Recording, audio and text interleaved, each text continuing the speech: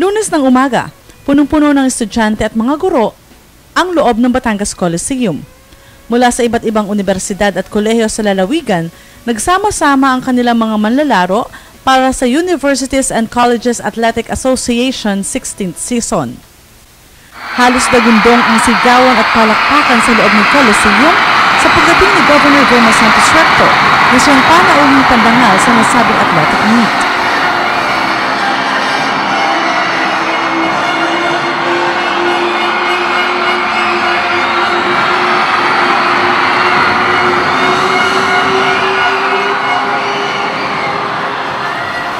Sobrang taas ng level ng energy ng lahat, lalo na noong tawagan para magsalita ang ina ng lalawigan.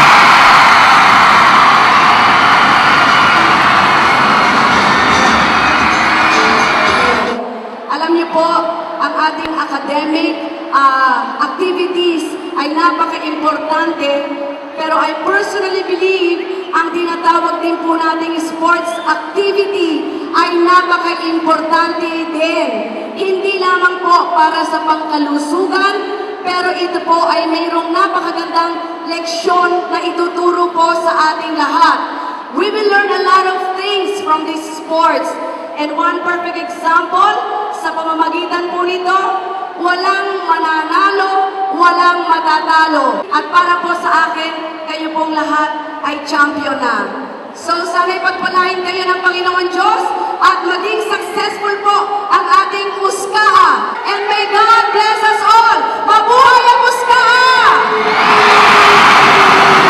Kasama si Bucalboy at De Leon ay sabay nilang pinanood ang dance exhibition ng mga estudyante mula sa iba't ibang paaralan. Gayun din ang group cheers habang sila ay pinapakilala. At nang mahinga ng sample ay agad namang pinagbigyan ng game na gobernadora.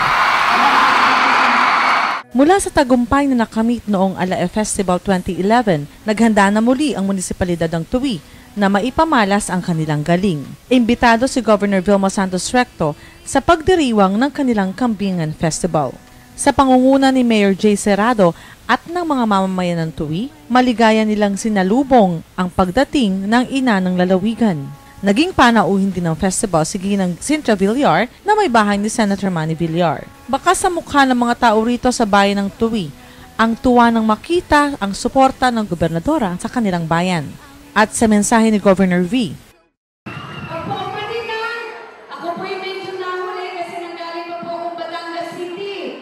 At ngayon po'y may Olympics doon lahat ng universities.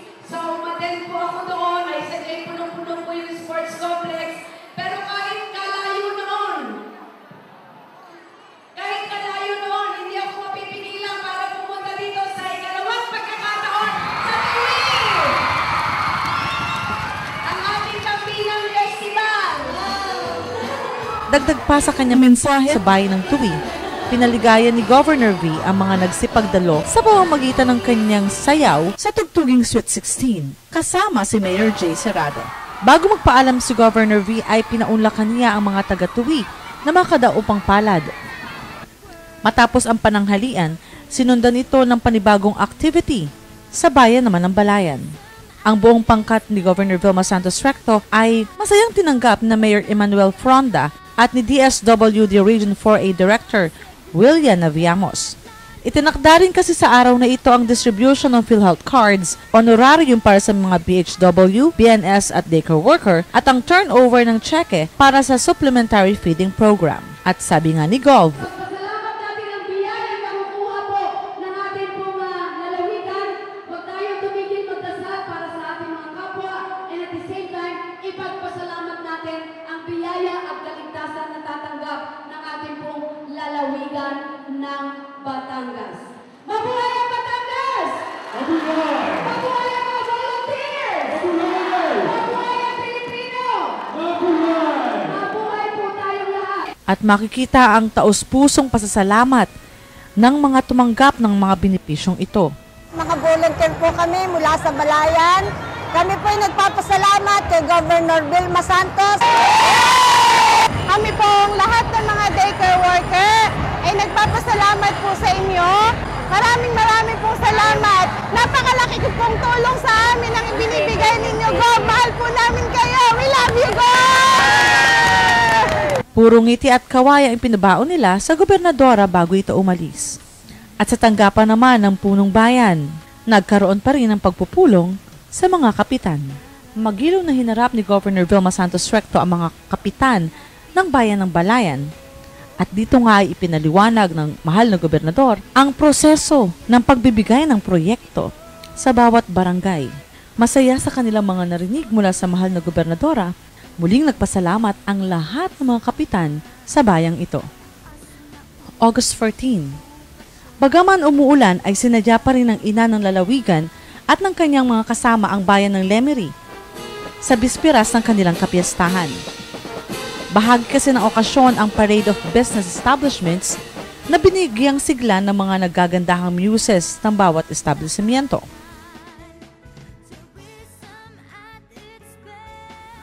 Sa pagdating ni Governor V, ay agad siyang sinalubong ni Mayor Larry Alilio at ng kanyang may bahay. Buong giliw namang nagbigay ng kanyang mensahe ang gobernadora sa mga manonood.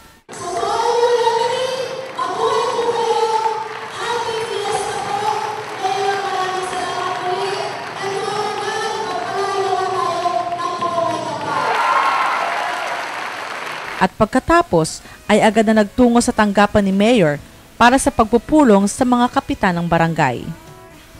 Sumunod ang pagbisita ni Governor Vilma Santos Recto sa bayan ng Balete noong August 15.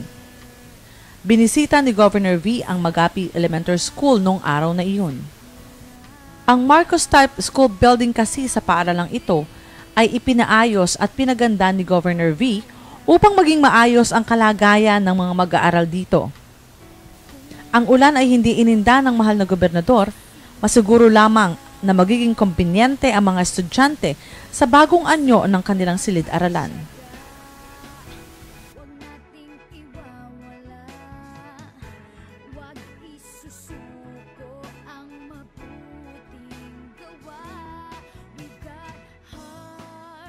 Lubos ang kasiyahan na makikita sa bawat mukha ng mga taga-Balete dahil pinahalagahan ni Governor V ang kanilang lugar. Maraming salamat po. Mabuhay po at pagpalain tayo ng Panginoon Diyos. Mayor Open, maraming salamat po. Tinumbasan naman ito ng init ng pagmamahal ng isang ina, kaya naman nagpapasalamat ang bawat isa sa panahong inilaan ng pamahalang panlalawigan sa kanilang munisipalidad. Sinamantala rin ni Governor Vilma Santos Recto na makasalamuha ang mga opisyalis ng bayan at barangay bago siya magpaalam. August 22. Nais niyo bang makarating sa malabagyong style na lugar sa Batangas? Hindi lang kayo makakatipid sa pamasahe, hindi rin kayo magsasawa sa inyong makikitang magagandang tanawin at produkto rito. Mas kilala sa tawag na Atis Capital of the Philippines ang alabagyong lugar na ito sa Batangas.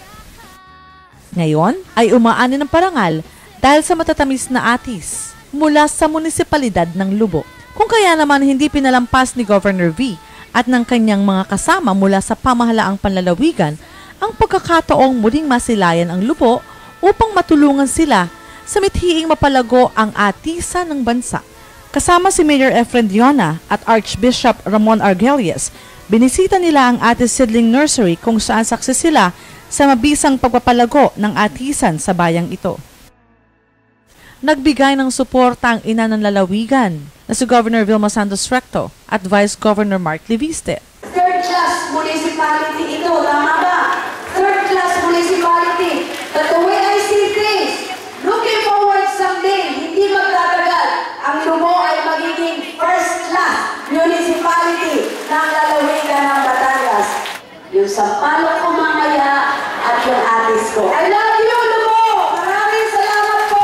Mahigit sa 200,000 na seedlings ng atis at mahogany ang ipinamahagi sa mga farmers sa bayan ng Lubo. Sinamantala rin ni Governor Vilma Santos Recto na makasalamuha ang mga opisyalis ng bayan at barangay bago siya magpaalam. Samantala, kamakailan lamang ay nakaranas tayo ng hagupit ng hanging habagat. Nakalulungkot mang isipin, may 2 bayan dito sa probinsya na naapektuhan.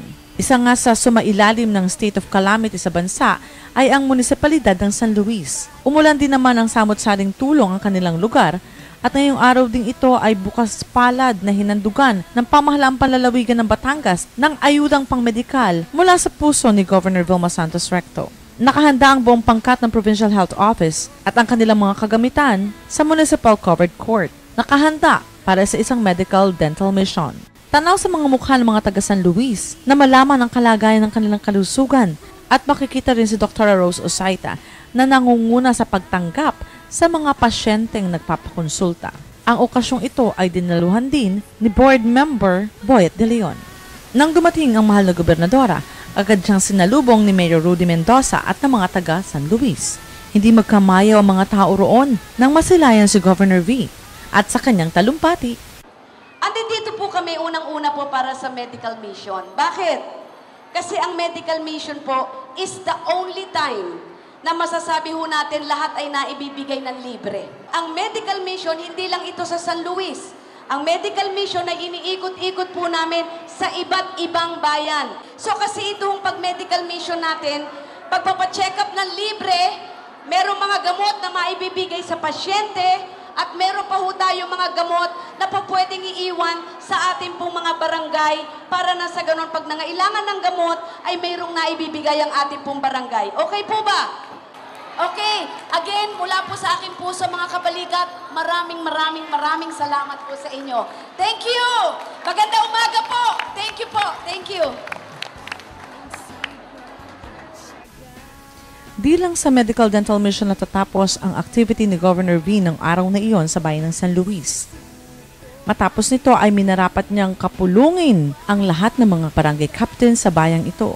Samot-saring resolusyon ang kanyang tinanggap at ganun din ang pagpapaliwanag kung paano ang proseso ng pagbibigay ng proyekto sa bawat barangay. Kaya sarap nang isipin na walang kapantay ang pag-aaruga ng isang ina sa kanyang mga anak at ito ay higit namang naramdaman ng mga taga San Luis mula kay Governor Vilma Santos Recto. Bago matapos ang linggong ito ay nagpaunlak si Governor Vilma Santos Recto sa isang pagpupulong sa pinagsama-samang hakbangin ng Batangas tungo sa pagbabago. Tutungo kasi ang gobernadora sa lungsod ng Lipa para sa isang press conference kung saan pag-uusapan ang kauna-unahang Marian Regatta sa lalawigan ng Batangas. Kumpleto na ang grupo sa pagdating ni Governor Vilma Santos Recto. Andoon si Archbishop Ramon Argelias at mga kaparian at Congressman Sandy Colliantes na tumutulong maisakatuparan ang proyektong ito. Ganon din ang mga lokal na media practitioners na nagpahatid ng ilang mga katanungan sa mga bisita nung araw na iyon. Inaasahang hindi lamang ang mga taga-Batangas ang dadayo upang masaksihan ang prosesyon, kundi pati na rin ang maraming mananampalataya mula sa iba't ibang lugar sa Pilipinas at ibang bansa upang maging bahagi ng sama-samang pagdarasal para sa pangangalaga ng kalikasan, bayan at pamilya. Sa patuloy na pagbisita at pag-ikot ni Governor V sa lalawigan ay sadyang tinututukan din niya at pinupuntahan ang mga paaralan na ipagawa sa ilalim ng kanyang administrasyon. At sa araw na ito ay nakatakda nga ang blessing at inauguration ng VSR School-type building sa Alupay Elementary School sa bayan ng Rosario. Galak na sinalubong ng mga mamamayan ng Alupay ang gobernadora sa kanyang pagdating. Naagad din namang nagtungo sa school building upang ito ay pasinayaan kasama sina board members Mabel Vertusio at Bukal Kaloy Bulilia.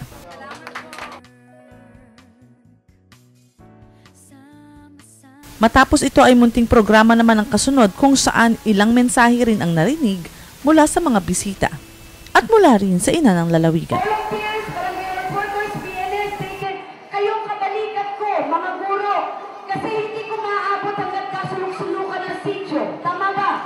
Pero pag may nangyayaring pangangailangan, bukod sa mga local officials, kapitan, kagawad, sino unang tinatakbuhan? Kayong mga volunteers. Tama? Tama. Kaya sa abot ng aking makakaya, kayo ay kukuha ng inyong honorarium mamaya. Yun lamang po. Magandang umaga. Alupay. Thank you. Rosario, salamat po. I love you. God bless po sa ating lahat. Mula sa Rosario ay tinahak naman ng grupo ang daan patungo sa bayan ng Taysan.